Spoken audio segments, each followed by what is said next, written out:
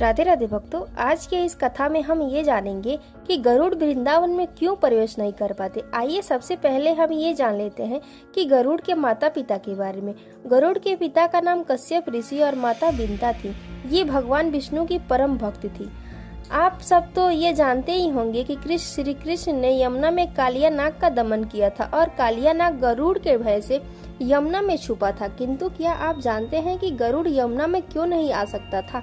आइए इसके बारे में जानते हैं। नागालय नामक एक द्वीप सर्पों से बसा था और कालिया नाग वहाँ का प्रमुख सर्प था। उस द्वीप में सर्प खाने का आदि होने के कारण गरुड़ वहाँ सर्प खाने आता था और अनेक सर्पों को मार देता था। उनमें से कुछ तो वह खाता था, परंतु अन्य को व्यर्थ ही मार देता था।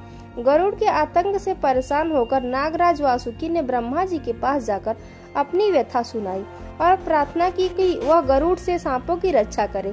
तब परमपिता ब्रह्मा ने ऐसी व्यवस्था कर दी कि गरुड़ नागालय में उपद्रव न मचा सके। इसीलिए उनके अनुसार प्रत्येक अमावस को सर्प समाज के एक सर्प बलि के रूप में एक वृक्ष के नीचे रख दिया करता था और गरुड़ उसे खा लेता था।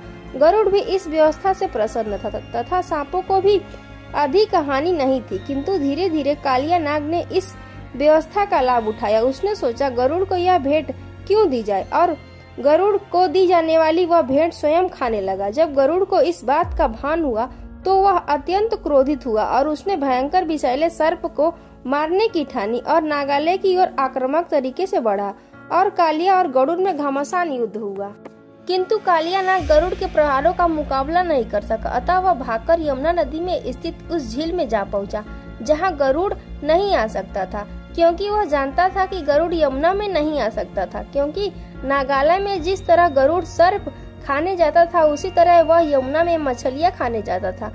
उस स्थान पर सौभरी नामक एक ऋषि रहते थे जो जल के भीतर ध्यान करके बैठते थे और उन मछलियों के प्रति सहानुभूति दिखाते थे। उन्होंने गरुड़ को कहा कि वह यहाँ पर मछलियों को तंग करने न आया करे। गरुड़ भगवान विष्णु का वाहन था, इसीलिए वह किसी भी आज्ञा के अधीन न था, परंतु उसने उस महान ऋषि की आज्ञा का उल्लंघन करना उचित न समझा और वहाँ पर बहुत सी मछलियाँ खाने के बजाय उन मछलियों के सरदार को उठाकर ले गया और खा गया। इस पर सौभरी ऋषि ने अत्यंत दुखी हुए और उन्होंने गरुड़ को श्राप दे दिया और बोले, हे गरुड़, यदि आज से तुम यहाँ मछलियाँ खाने आओगे तो मैं बलपूर्वक कहता हूँ तुम मारे जाओगे। सौभरी मौनी द्वारा दिया गया श्राप कालिया को ज्ञात था, इसीलिए वह नागालय द्वीप को छोड़कर यमुना में चला आया। आशा करती हूँ कि आपको यह जानकारी अच्छी लगी होगी, तो वीडियो को लाइक करें, शेयर करें और सब्सक्राइब करें। मिलते हैं फिर से एक नई जानकारी के साथ। जय सीताराम।